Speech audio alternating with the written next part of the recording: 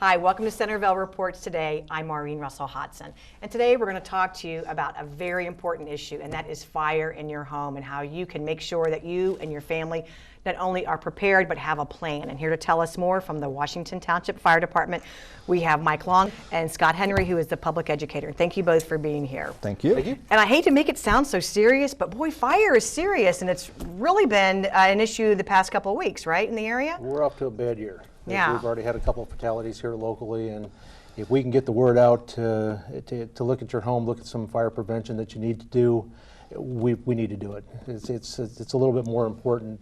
We need to get the word out. Yeah, you don't want to have that, why didn't I install this or check that or change my batteries? It's such a preventable thing. It is. And the one thing that we're really going to focus on today is an exit plan. And I think that's something that people talk about. Your kids do it in school, but do you really do it at home? Probably not. And he teaches it in a school, and the kids need to go home and teach their parents how to do it. And that's where it's key. The parents need to know how to do this, and we need to have this plan. And we've got the paperwork for you. Just call us. We'll give you a pre-plan. If not, make one up for yourself. Put it on the refrigerator. Practice it monthly. And that's.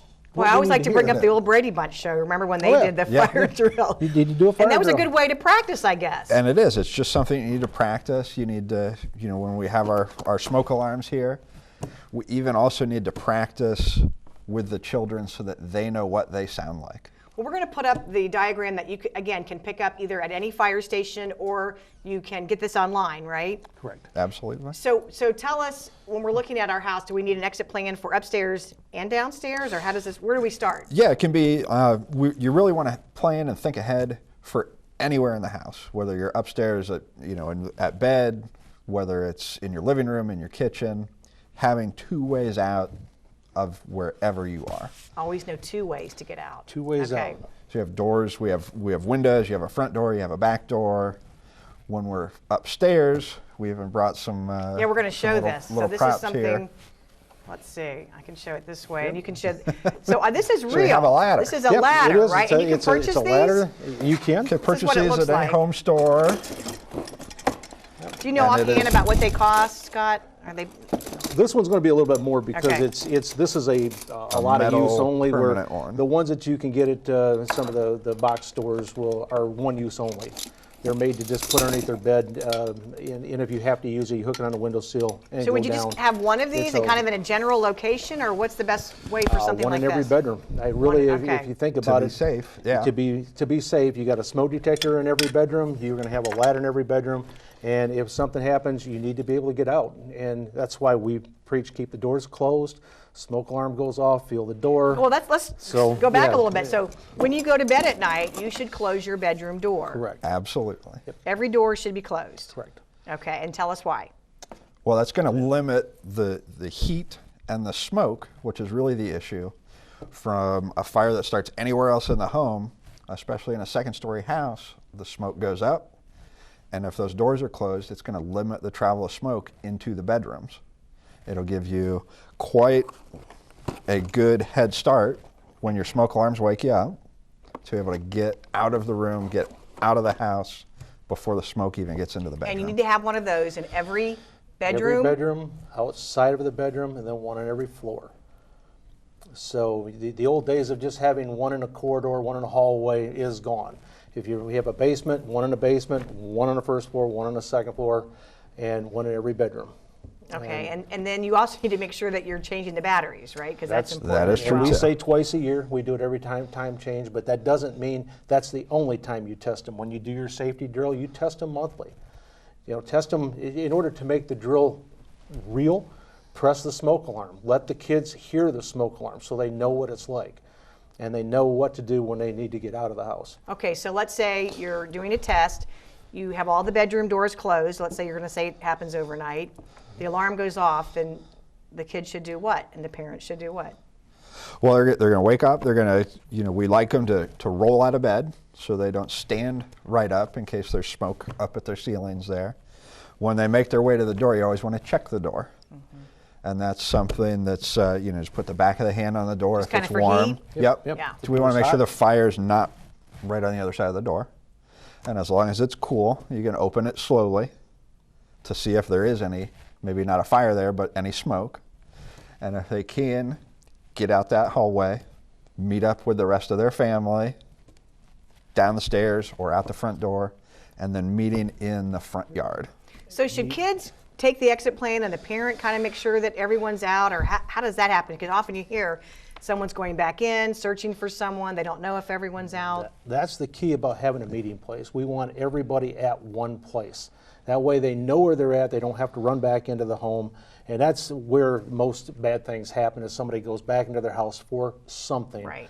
And when our fire crews get there, the first thing we're looking for is who's in the house. And if you have everybody in one area, that takes all of the burden really off of us. We can concentrate on getting the fire out.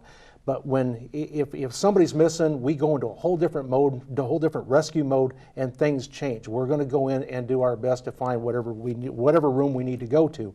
So having everybody at one space, practice it, and that includes if you have neighbor kids coming over and spending the night, they need to know the practice. They need to know too, because if they get separated, they might not know the house like most people do. Right. It's their home. So.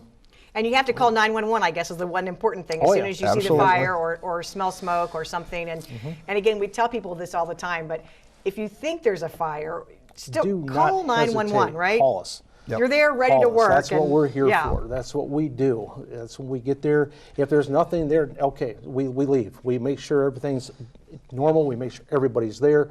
We'll check the home, make sure everything is correct, and then we leave. Don't hesitate to call 911.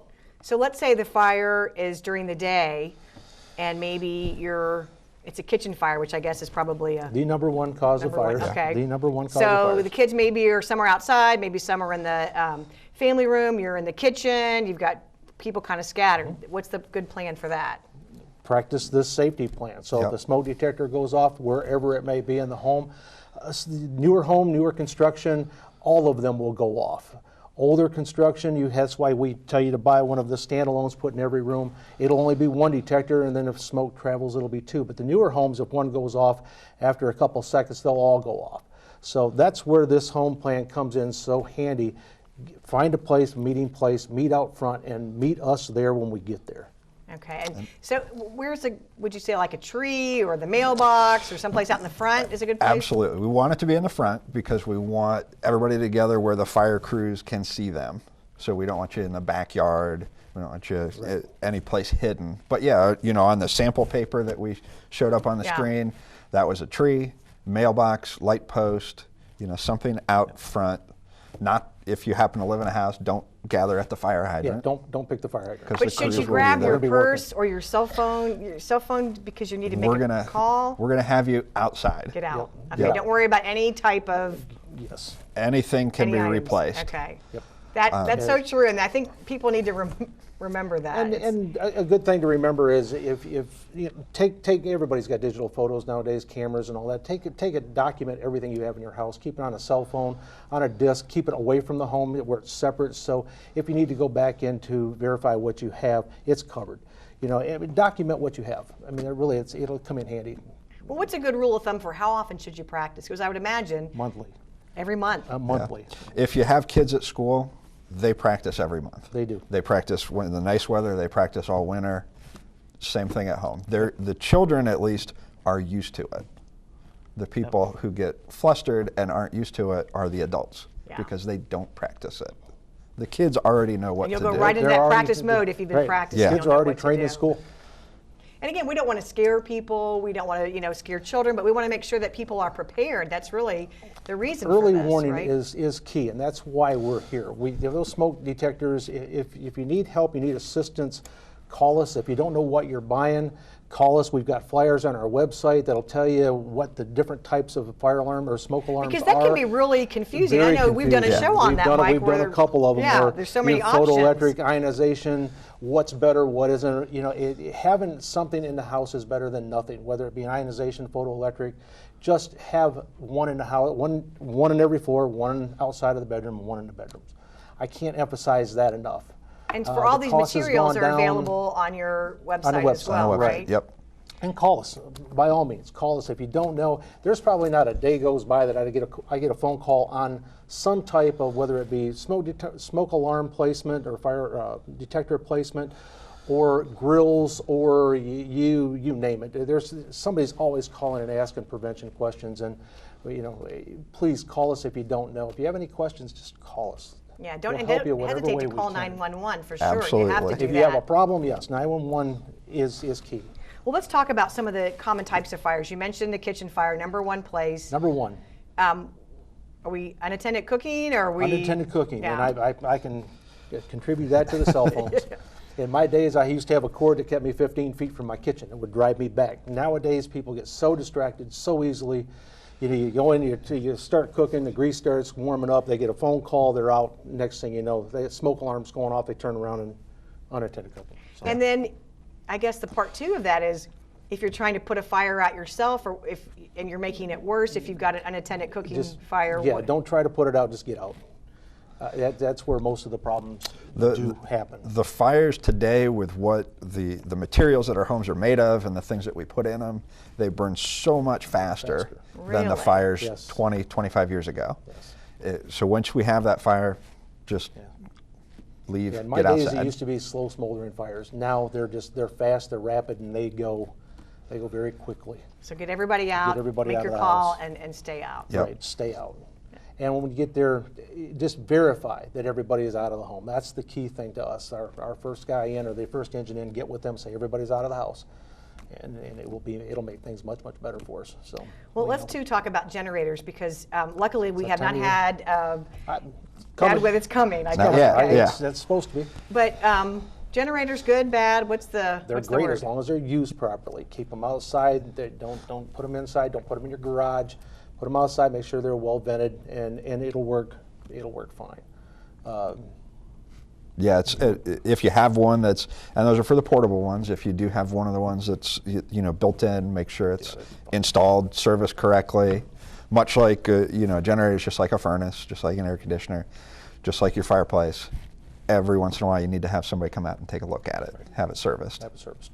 And don't use space heaters that had been around for a while. Space frayed heaters cores. are okay as long as they're plugged in directly to the wall. Don't use an extension cord. They'll get extremely warm. They're not made for that current. Just put them into the wall socket. Make sure that if you buy one, it has that trip resistance where if you knock it over, it'll turn itself off. And keep combustibles away from it. That's the key thing. Put it in the middle of the floor, nothing around it. Space heaters is, I think, our third cause of fires in the winter, is because they put too many combustibles close to it, heats up, next thing you know, you have a fire. So, Oh, we just have a little bit more time left, but I wanted to ask you about oxygen and folks who will smoke home oxygen. on oxygen. Yeah, they shouldn't do that. Yeah, that's Yeah, Yeah, that's a no. That's bad. That's bad news. That's bad news. We've had a few fires that way where the oxygen, or if they're cooking, they'll lean up over the stove and their oxygen tubing will hit the electric the burner or burner. gas burner and melt, and it'll ignite and it'll burn. It'll follow. The oxygen will burn right around your ears, fall in the cannula. So yeah, you don't want to do that either.